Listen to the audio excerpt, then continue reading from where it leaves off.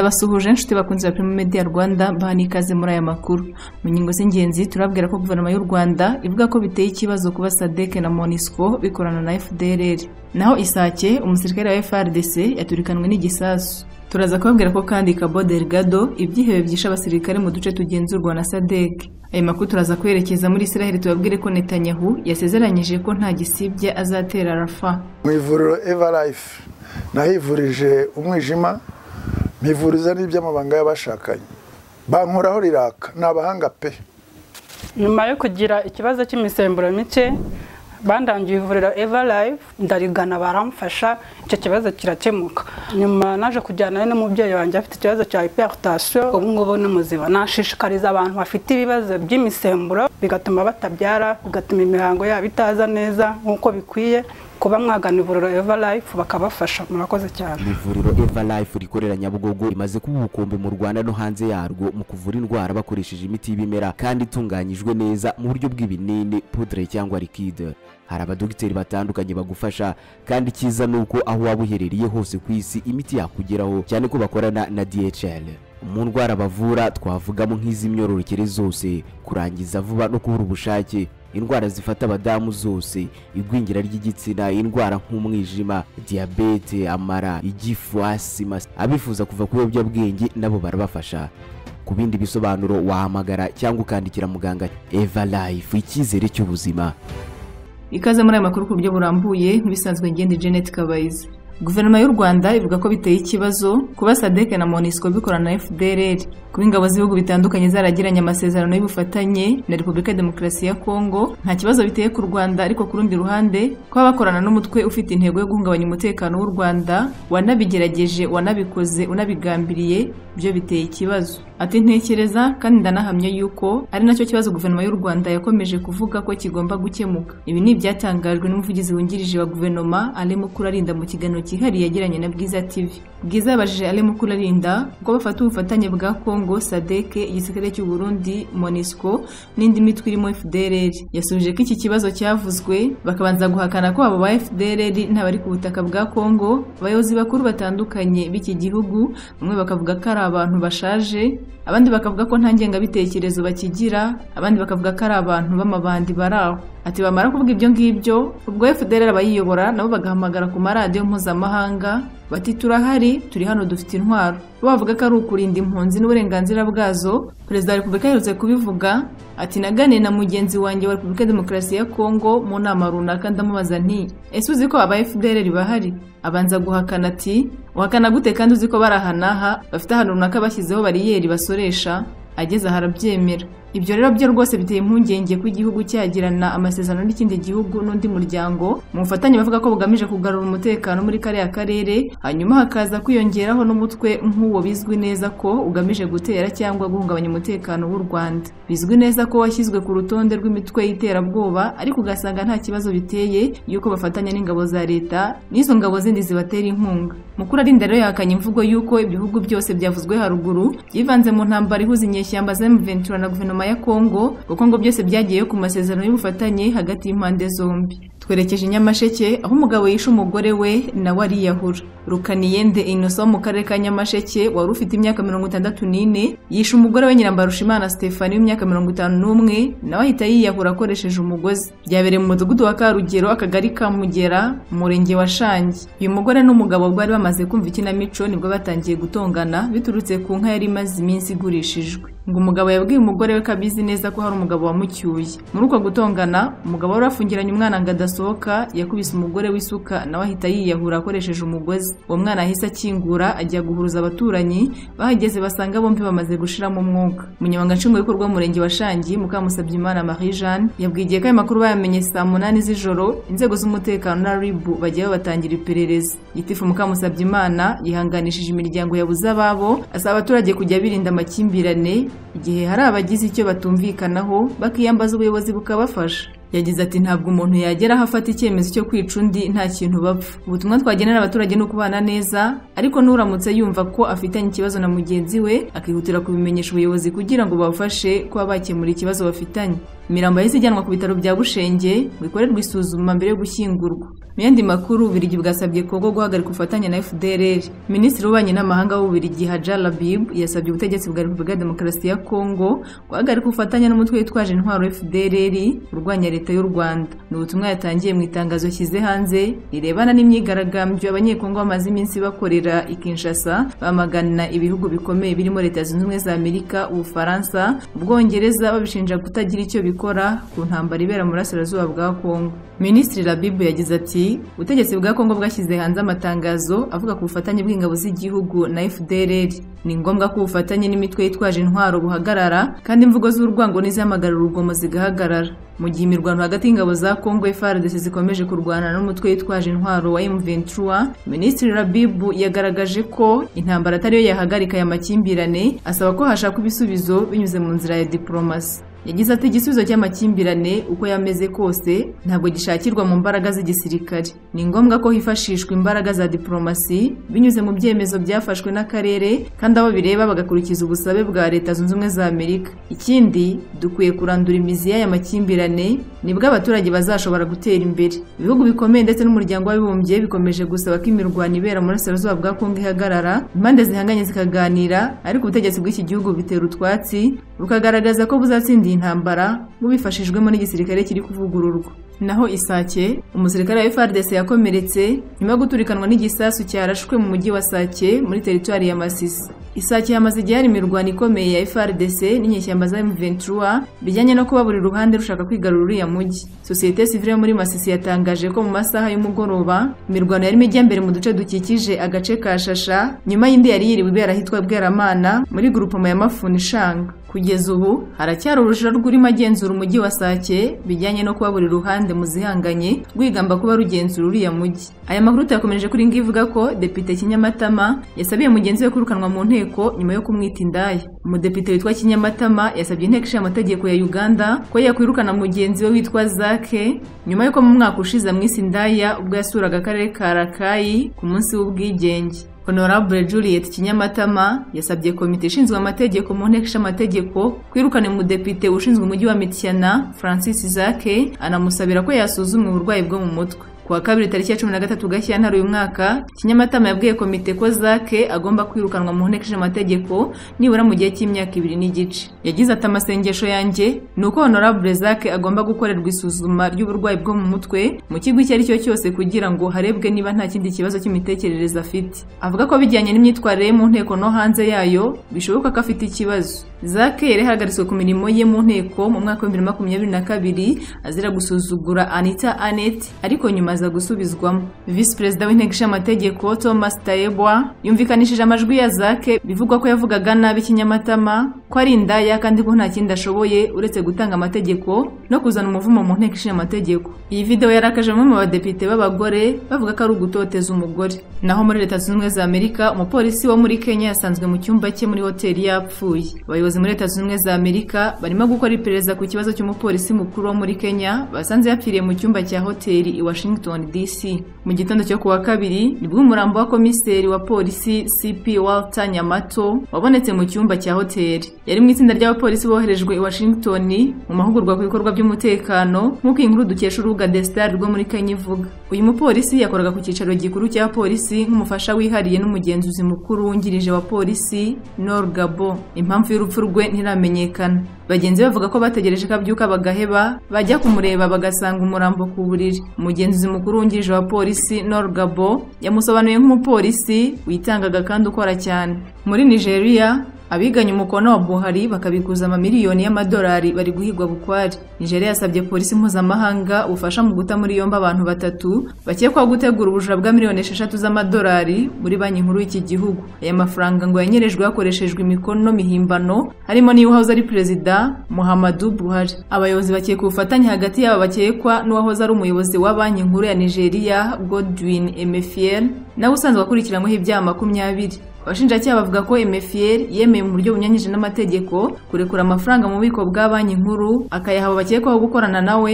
ariko akabihakana yivuye inyuma avuga ko ari ibihimbano bigamije gutesha agaciro izina rye. Raporo zivugwa n'ikigo cya guverinoma gishinzwe amakuru ya leta n'uwahoze ari umukozi wa banki nkuru kivuga ko cyamaze gutanga intabaza kuri polisi mpuzamahanga kugira ngo bariya abagabo biganye umukono wa Buhari nabo batabwe muri yombi. Mustafa wahoze ari umuyobozi wa perezidansi ku buyobozi bwa Buhari yabwiye urukiko rwa Abidjan ko yaba we cyangwa bwana Buhari batigeze bashyira umukono ku mpapuro ya miliyoni 6,200,000 z'amadolari zabikujwe n'aba bagabo. Aya mafaranga yakuwe kuri konti ya Buhari mbere gato y'uko manda yirangira mu mwaka ushize. Naho muri Senegal abigaragambye bahagarikiwe internet. Guverinoma ya Senegal yafashe icyemezo cyo guhagarika internet mu gihugu cyose mu rwego rwo gukumira abakomeje kwigaragambiriza icyemezo cya Perezida Macky Sall cyo gusubiza inyuma amatora y'umukuru w'igihugu yarateganijwe tariki 25 Gashyantare uyu mwaka. Perezida Sall yatangaje iki cyemezo tariki ya 3 Gashyantare uyu mwaka habura amasaha make kugira ngo ibikorwa byo kwiyamamaza bitangire. Yasobanuye ko bitewe no kutumvikana ku kwakira kandidatire kwagaragaye tanga isezerano ko azagira uruhare mu biganiro bikemura aya makimbirane. Abatuye muri iki gihugu cyane cyane abatavuga rumwe n'ubutegetsi bwa Sall batangiye imyigaragambyo bamusaba gusubiza amatora ku itariki yari yarateganijwe. Mu gihe byari biteganijwe ko imyigaragambyo ikomeza, Minisiteri y'itumanaho y'iki gihugu yasabye ibigo by'itumanaho bitanga serivisi za internet kuyihagarika, isobanura ko ari icyemezo cyafashwe mu rwego rwo gukumira imvugo z'urwango no guteza imvururu. Ni icyemezo kitishimiwe n'ishami ry'umuryango w'abibumbye rishinzwe uburenganzira bw'ikiremwa muntu, isobanura ko kigamije kubangamira uburenganzira bwo kugaragaza ibitekerezo. Yagize riti umwuka mubi wakurikiye ihagarikwa ry'amatora ya perezida uteye impungenge cyane. Turasaba ubuyobozi kwimakaza demokarasi no kubahiriza uburenganzira bw'ikiremwa muntu kandi abo bireba bose bagahagarika urugomo. Perezida Sall yamaze kwemeza ko atazongera kwiyamamariza kuyobora Senegal. Bamwe babona ko gukuraho itariki y'amatora bigamije kugira ngo yiyongeze igihe cyo kuyobora iki gihugu. Naho muri Liberia, Brigadier General Gerardine watorejwe mu Rwanda yagizwe minisitiri w'ingabo. Perezida wa Liberia Joseph Boakai ku itariki ya 13 Gashyantare uyu mwaka yagize minisitiri w'ingabo Brigadier General Gerardine Janet George bize mu ishuri rya gisirikare rya Gako mu Rwanda. Gerardine mbere y'uko ahabwa izi nshingano yabanje kuba umugaba mukuru wungirije w'ingabo za Liberia, umwanya yakesheje ubuhanga afite mu bumenyi bw'imiyoborere y'igisirikare nk'uko bigaragazwa na Minisiteri y'Ingabo z'iki gihugu. Yagize ati Brigadier General Gerardine Janet George ni umugore w'umusirikare ufite ubumenyi buhambaye mu miyoborere y'igisirikare. Iyi minisiteri igaragaza ko Gerardine yayoboye brigade zitandukanye zirimo 23 igizwe n'ingabo zirwanira ku butaka, umujyanama mu by'amategeko ku cyicaro gikuru cy'igisirikare, n'umuyobozi wungirije ushinzwe ibikorwa. Afite impamyabumenyi y'icyiciro gihanitse cya kaminuza mu banyi n'amahanga n'icyiciro cya kabiri mu butabera buhana ibyaha. Gerardine kandi afite impamyabushobozi ku bijyanye n'ubutasi, kurwanya iterabwoba no kuyobora ubutabera. Iruhande rw'ibyo yitabiriye amahugurwa y'igisirikare mu mashuri atandukanye muri Liberia, Leta Zunze Ubumwe za Amerika, yiga ko mu Rwanda yigishijwe amasomo y'imiyoborere na Sierra Leone. Brigadier General Gerardine yasimbuye Prince Charles Johnson wa gatatu weguye nyuma y'imyigaragambyo abasirikare b'abagore bakoze. Niwe mugore wa mbere ubaye minisitiri w'ingabo. Twerekeje Cabo Delgado aho ibyihebe byishe abasirikare mu duce tugenzurwa na SADC. Abarwanyi b'umutwe w'iterabwoba wa Ansar al-Sunna bagabye igitero ku birindiro by'ingabo za Mozambique muri Cabo Delgado gicamo abasirikare 25 mu gihe ikindi byagabye ku baturage cyatwikiwemo ibikorwa remezo birimo insengero n'ibitaro. Ibiro ntaramakuru by'abanyamozambique byatangaje ko igitero cyiciwemo abasirikare cyagabwe ku kigo cya gisirikare cya Muchojo mu karere ka Machomia ku itariki ya 9 Gashyantare uyu mwaka. Agace ka Machomia kari mu maboko y'ingabo za SADC ziri mu butumwa muri Mozambique zigenzura uduce turimo Nandage, Mwidumbe, Meliko, Moeda n'ahandi. Ni mu gihe ingabo z'u Rwanda zo zigenzura uduce twa Palma, Mochimboa da Praia, Afungi, Mbau n'ahandi, kandi hashize igihe haragarutse amahoro. Umuyobozi wa Machomia Thomas Badaye tariki ya 12 Gashyantare yatangaje ko aba barwanyi bafashe ibirindiro bya Muchojo, yemeza ko koko bisha abasirikare ba Mozambique 25. Meya Badaye yagize ati yega abaterabwoba bateye ikigo cya gisirikare ariko nta makuru dufite yuko baba bagihari cyangwa se niba baragiye. Umusirikare wavuganye n'ibiro ntaramakuru yasobanuye ko gusohoka muri iki kigo byabanje kugorana kuko imihanda yari yafunzwe. Ikinyamakuru rusa gikorera muri Mozambique cyatangaje ko abarwanyi batwitse ibiro by'agace ka Mazeze, inzu y'umuyobozi wako, ibitaro na kiliziya. ni amakuru yemejwe na meya wa Chiule Oliviera Amimo. Meya Amimo yagize ati nyuma y'amasaha make bari mu gace ka Somas bagiye muri Nakoja Bay aho batwikiye insengero za Gatolika. Ibikorwa by'uyu mutwe w'iterabwoba byatangiye muri Cabo Delgado mu mwaka wa 2017. Mu mwaka wa 2021 ingabo z'u Rwanda n'iz'umuryango wa Afurika y'Amajyepfo SADC zagiye gutabara ziwirukana mu bice byinshi wari wafashe. Abarwanyi babo basigaye bahungiye mu mashyamba aho baturuka bagaba ibitero. Dukomeje amakuru kandi reka tubabwire ko Sarkozy wayoboye Ubufaransa yatsinzwe ubujurire ku cyaha cyo gusesagura umutungo wa leta. Urukiko rw'ubujurire rwa Paris ku munsi w'ejo rwagumishijeho igifungo cy'umwaka umwe Nicolas Sarkozy wayoboye Ubufaransa yakatiwe mu mwaka wa 2021 azira gukoresha amafaranga y'umurengera mu gikorwa cyo kwiyamamariza umwanya w'umukuru w'igihugu cyabaye mu mwaka wa 2012. Iki gifungo gikuyemo amezi 6 asubitse ariko nubwo atazajyanwa muri gereza kuko nta yandi mezi 6 azaba yambara igikomo gifasha inzego z'ubutabera kumucungisha ijisho. Ubushinjacyaha mu mwaka wa 2021 bwasobanuriye urukiko ko mu gihe cyo kwiyamamaza Sarkozy yakoresheje miliyoni 43 z'amayero ubwo nasaga miliyoni 58 z'amafaranga y'u Rwanda kandi ataragombaga kurenza miliyoni 22. Raporo y'iperereza ryakozwe kuri ubu buriganya yagaragaje ko Sarkozy n'itsinda ryamufashaga mu bikorwa byo kwiyamamaza bahimbye inyemezabwishyu igaragaza ko bakoresheje amafaranga angana na 80% by'ayo bakoresheje. Uyu munyapolitiki yateye utwatsi ikirego cy'ubushinjacyaha asobanura urukiko ko kirimo ibinyoma gusa. Ni nabyo yashingiye hatanga ubujurire bwaburanishijwe mu Gushyingo no Ukuboza umwaka wa 2023 nk'uko ikinyamakuru Le Monde cyabitangaje. Umwanzuro wa presidente w'urukiko wasomwe ku munsi w'ejo wavugaga ko rwashimangiwe wafashwe n'urukiko rubanza rwo mu mwaka wa 2021. Abagaragara muri iyi dosiye barimo Jérôme Lavrile, Eric César, Pierre Chassa, Jean-François Copé, Guillaume Lambert, Philippe Blanchetier na Fabienne Lazier bakatiwe gufungwa imyaka 2 irimo amezi 18 asubitse. Hari abandi barimo Guy Alve wakatiwe igifungo cy'amezi 18 gisubitse na Frank Atta wakatiwe icy'amezi 12 gisubitswe bamburwa n'uburenganzira bwo kuba mu buyobozi bw'ikigo cy'itumanaho cyagize uruhare muri aya manyanga. Sarkozy ubwo yasohokaga mu rukiko ntacyo yabwiye itangazamakuru ariko umunyamategeko we Maître Vincent Desli yatangaje ko umukiriya we ari umwere kandi kazajurira mu rukiko rusesa imanza. Maître Desli yagize ati Bwana Nicolas Sarkozy ni umwere rwose yakurikije iki cyemezo kandi yafashe icyemezo cyo gukomereza mu rusesa imanza, mbese akomeje urugamba rwe aracyahagaze mu ruhande rwe. Mu yandi makuru Netanyahu yasezeranije ko nta gisibya azatera Rafah. Minisitiri w'intebe wa Israel Benjamin Netanyahu yashimangiye ko abasirikare b'igihugu cye bazatera umujyi wa Rafah muri Gaza yirengagiza ubusabe bw'amahanga bw'uko yakongera kubitekerezaho. Perezida w'Ubufaransa Emmanuel Macron ni umwe mu baburiye Netanyahu kutagaba icyo gitero amubwira ko abantu bagwa mu gitero cya Israel muri Gaza ari ikintu kidashobora kwihanganirwa. Ariko Netanyahu yategetse ingabo ze kwitegura kugaba igitero cyo ku butaka.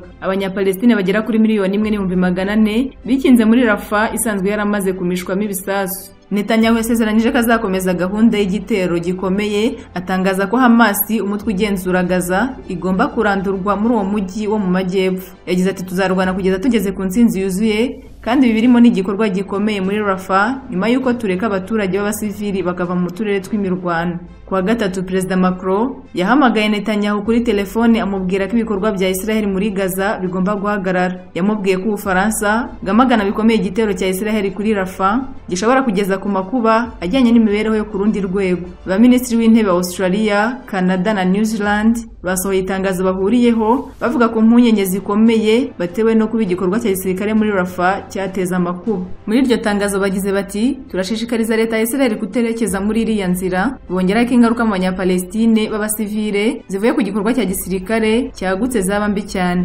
Minisitiri w'ububanyi n'amahanga w'Ubudage Annalena Baerbock mu ruzinduko muri Israel yaburiye abantu bo muri Rafah badafite ahandi hantu ho kujya bashobora gusa kuzimira mu mwuka. Espagne na Repubulika ya Ireland byasabye umuryango umwe bw'Uburayi bibereye umunyamuryango gusuzuma byihutirwa niba Israel irimo gukurikiza inshingano zayo z'uburenganzira bwa muntu muri Gaza zikuye mu masezerano ajyanye n'isano y'uburenganzira n'ubucuruzi. Minisiteri y'ubuzima ya Gaza igenzurwa na Hamas itangaza ko abantu nibura 28,576 biganjemo abagore n'abana bamaze kwicirwa mu gitero cya Israel muri Gaza. Israel yagabye icyo gitero muri Gaza nyuma y'uko abagabo bitwaje imbunda bo muri Hamas bishe abantu nibura 200,000 bakanashimuta abandi 253 mu gitero gitunguranye bagabye ku butaka bwayo tariki ya 7 Ukwakira 2023. Mu minsi ya mbere y'intambara Israel yategetse abanyapalestine guhungira muri Rafah ubwo igisirikare cya Israel cyateraga imijyi yo mu majyaruguru ya Gaza. Rafah ni iri mu majyepfo cyane ya Gaza ndetse n'inzira yo kwambukiramo yerekeza mu Misiri aho imfashanyo yemerewe kwinjira ijyanwe muri Gaza. Ubu bategetsi ba Israel barashaka ko abasivili bimukira aho yise akarere k'ubutabazi, agace gato kagizwe ahanini n'ubutaka bwo guhingamo kari mu nkengero y'inkombe y'inyanja ya Mediterane kazwi nka Al-Mawasi. Harimo Ahlam Abu Asi